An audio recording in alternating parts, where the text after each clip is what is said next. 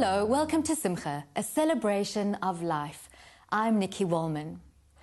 After surviving the tragic loss of 2 children, Mervyn Serebro found it within himself to help others going through the same pain. He aligned himself with Reach for a Dream, a foundation that helps to fulfill the dreams of terminally ill children.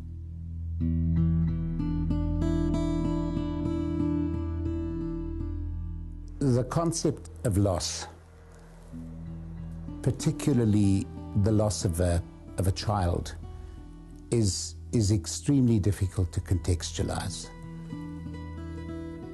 There is a normality about life cycle and losing parents, particularly parents at an advanced age. But losing children is so foreign to the expectation that exists within families and communities that dealing with that loss is extremely difficult and clearly is something that is individualized in that we each of us deal with loss differently. I've had to deal with the pain of losing 2 children. And I recall as a young man when I lost a daughter as a result of cot death. In a naive fashion, and in order to deal with that loss, I remember saying, I've had my pain.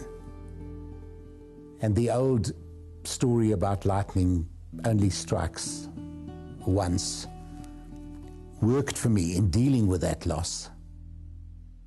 And I never expected to lose my eldest child, my only son, at the age of 23 from leukemia. And when that happened, it was beyond comprehension. It was utterly inexplicable and extremely difficult to deal with. It's something that you find a place for in your head and your heart, but there isn't a day that goes by that you don't reflect on what might have been. After having lost 2 children, I subsequently had to deal with my eldest daughter being involved in the most horrific accident. And that unquestionably was a time in my life when I couldn't pray. I'd reached a stage of such absolute disbelief and dismay that prayer for me then was impossible. I'm a cancer survivor, and when I was diagnosed with cancer, I prayed continuously that I should be well, and I am well. So I think that there is an inconsistency within most of us as to how we deal with pain, belief, and finding comfort from involvement in prayer. One of the organizations from which I derive a sense of enormous fulfillment is Reach for a Dream. It was a cause that I knew was so important in the community at large and made such a difference to the lives of life-threatened children. We fulfill dreams for children between the ages of 3 and 18 with a life-threatening disease. We don't only specialize in dreams, we also do outings. We do Queen for a Day, where we take little girls out. We do their makeup, we do their nails, we dress them up, we give them a sash and a last tiara. And then yes, they are Queen for a Day, we spoil them in a party and they have a lot of fun. Captain Courage is an outing that we do with boys. It normally has an activity of bravery attached to it, and at the end of the outing we give them a medal for their bravery. We take what we do very seriously. And we've had such an influence upon the lives of children and their families that the community at large is aware of what we do. And it's just a wonderful space to function in.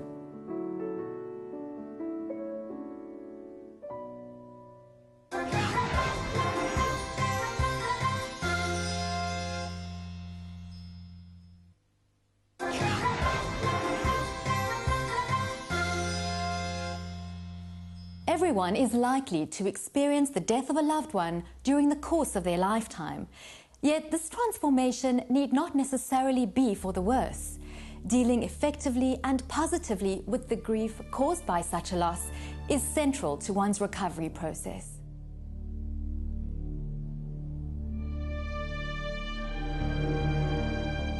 Dealing with a terminal illness is very different to how one deals with loss and the process of growth and ultimate acceptance.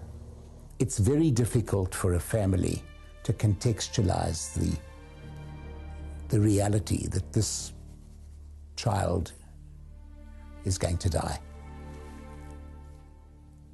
In most instances, right up until the moment of death, there is a hope and a belief that a miracle will occur. Regardless of the circumstances and the time involved, the shock is no different to the shock of losing a child tragically, for example, in an accident. I personally find that I deal with my pain by becoming embroiled in the lives of other people who are experiencing pain.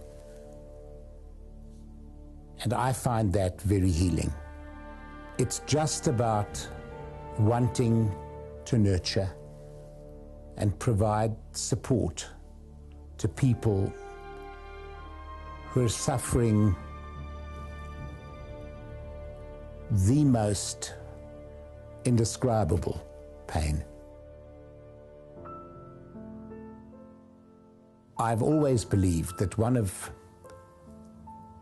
the greatest privileges that each of us has is to make a difference to the lives of people around us. And the more successful or influential people become, the more influence they have, and the more capacity there may well be to make a difference. Sadly, most of us become so singularly focused and so oblivious of what really is occurring within the community at large, that until the moment they're suddenly stopped in their tracks by personal loss or complexity within their own lives, they're not cognizant of how difficult it is for so many families and individuals within those families, and how large a difference they could make, how significant a change they could effect within those families. I try with each person I engage with, whether we're dealing with Reach for a Dream or any other cause I'm privileged to be a part of, to leave a message behind that each moment when life is good is to be embraced and cherished.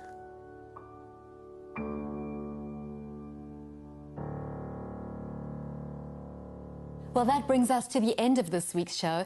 Thank you so much for joining us, and we look forward to seeing you again, same time next week. We'd love to hear your thoughts or comments, so please find us on Facebook at Spirit Sister Productions Network.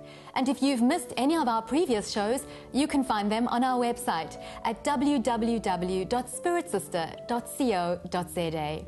As always, from me, Nikki, and the Simcha team, Shalom, and have a safe and peaceful week.